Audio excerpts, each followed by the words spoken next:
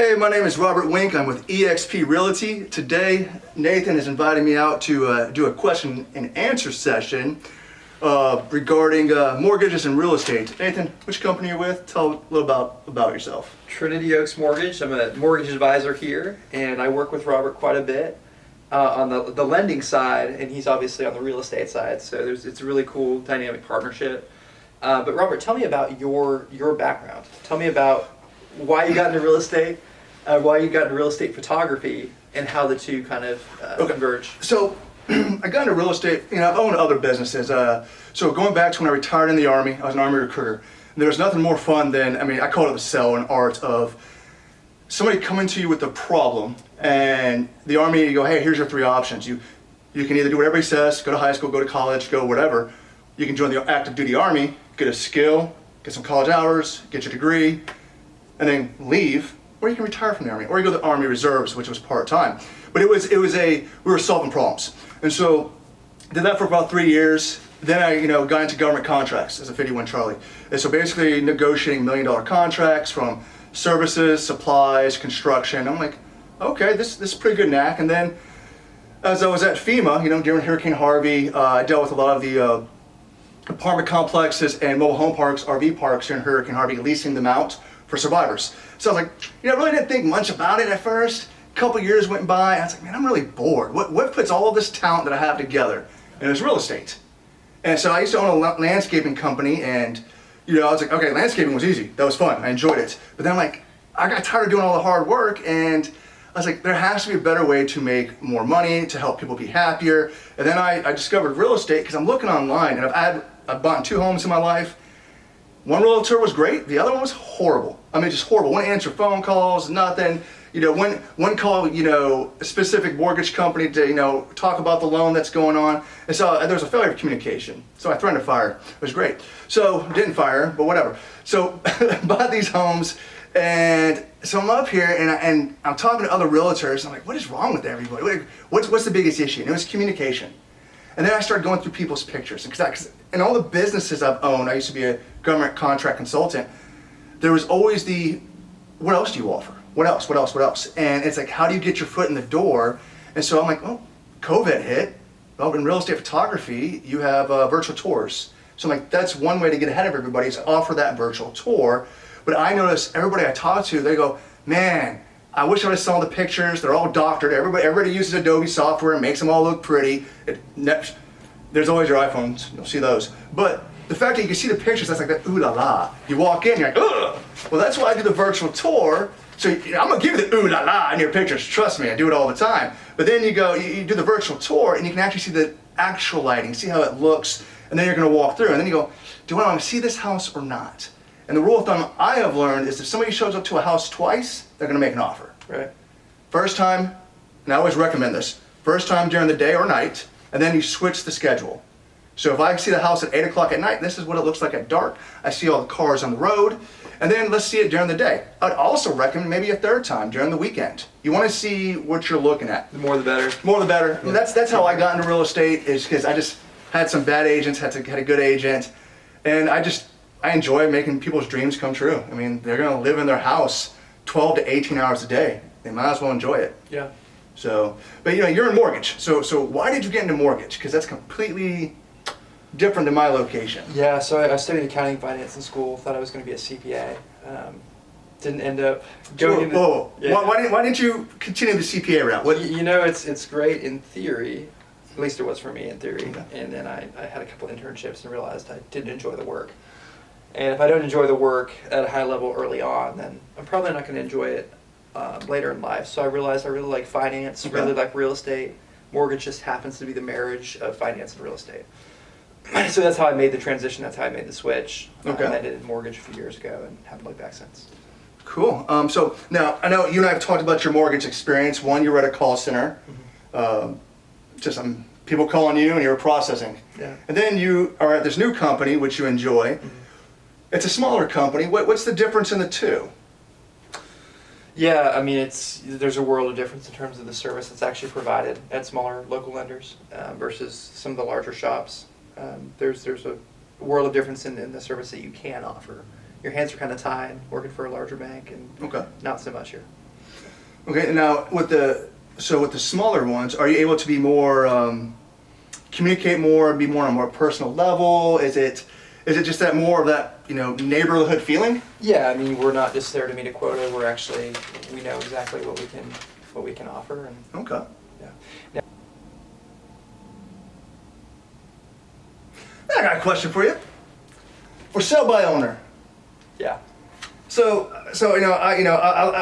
in real estate, you've got seller agents, you got listing agents, you got people that do everything, you got leasing agents. Some people don't specialize. Now, when you get into the real estate industry, everybody says target for sale by owners.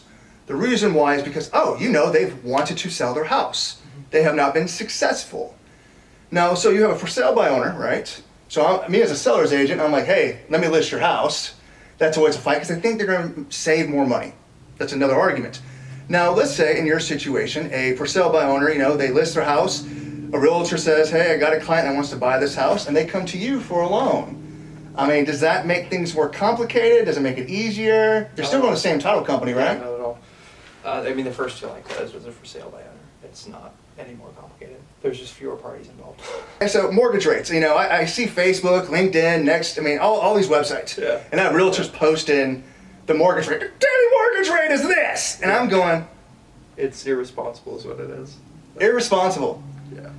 Why? Give me the details. Why is it? I'm not saying that you're not calling them irresponsible. Well, it's more of a. I am, actually. You are. Oh, so okay, hit it. They have no clue what they're talking about. I mean, anyone who's been around the industry knows that the mortgage rate, there is no one mortgage rate, that it will vary depending on a variety of factors. And so whenever you post something like that, even if you have a disclaimer, even if you say, okay, this is with this FICO or this, whatever the disclaimer is, 95% of people are just going to gloss over that, and they're going to say, oh, well, what's my mortgage rate? That's why we get people call us. The first question they have when they call us is, what's my rate?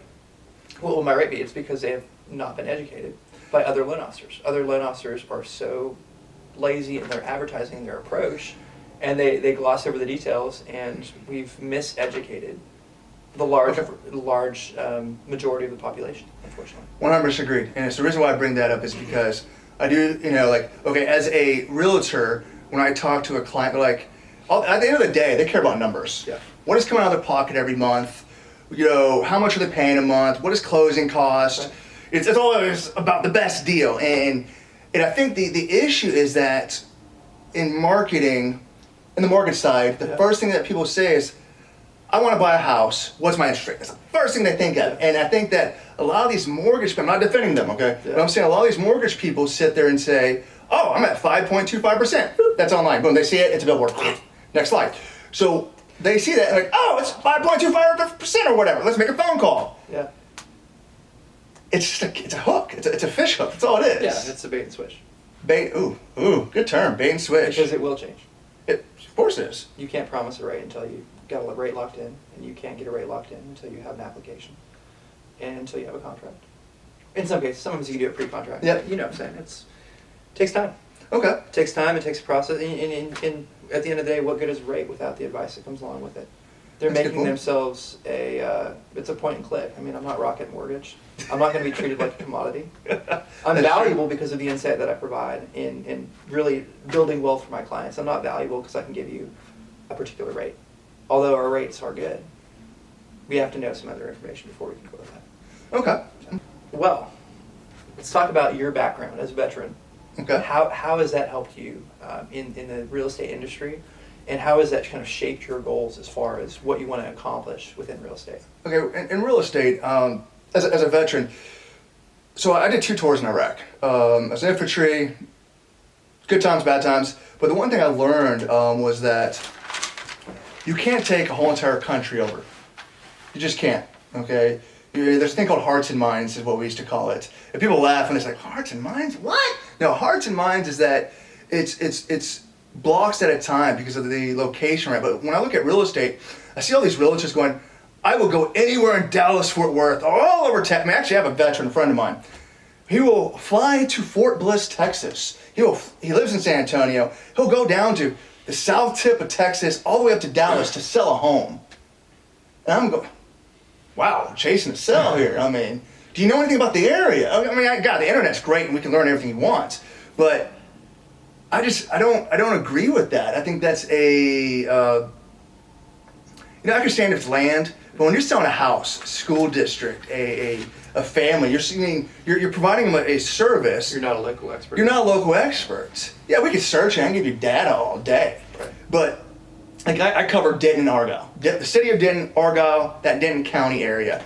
If somebody calls me from Plano, Frisco, want me to sell their house, yes, I can list their house. Would I? Probably, more likely. But if they want me to help them buy a house in that area, like buy it, Right. I don't have interest. Right. I'm gonna refer them out. And the reason why is because I don't know that area. But listing a home to sell, I can get all the information and go talk to your realtor. That's easy. But like if you go, hey, I'm moving to Denton, Texas. Okay, let's talk about school districts. We could talk about the downtown culture. We could talk about the college.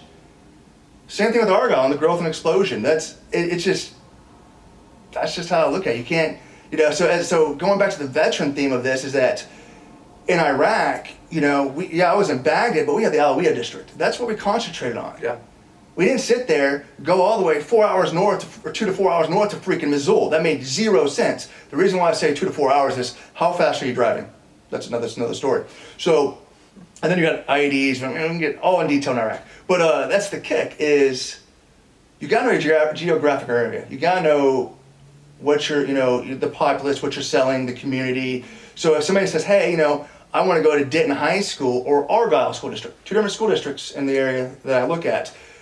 Well, Argyle, you're going to pay more because of the school district. It's a great school district. However, when you look at the demographics or diversity, it's not as strong as Denton school district is.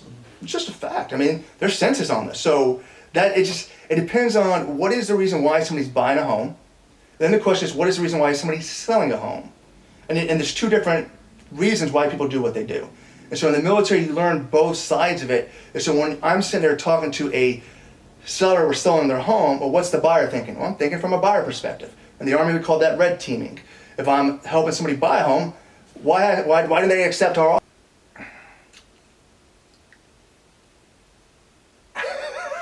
There's like 100 million. Let's switch sides. Oh my goodness. I don't know.